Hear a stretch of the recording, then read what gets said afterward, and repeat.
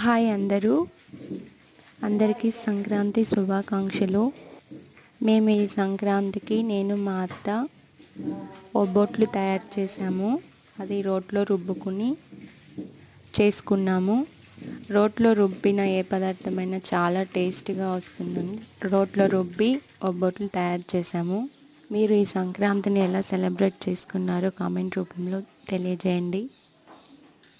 రోట్లో రుబ్బుకున్న తర్వాత ఆ పూర్ణంని ఉండలుగా తయారు చేసుకొని పక్కన పెట్టుకున్నాము. తర్వాత మా అత్త దాన్ని వెడల్పుగా తట్టిస్తే నేను పైన వేసి కాల్చాను.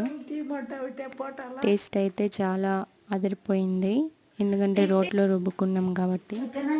ఈ సంక్రాంతి మీరు ఎలా సెలబ్రేట్ చేసుకున్నారో కామెంట్ చేయండి. ఈ వీడియో మీకు నచ్చినట్లయితే లైక్ చేసి, షేర్ చేసి, సబ్స్క్రైబ్ చేయండి. Thank you.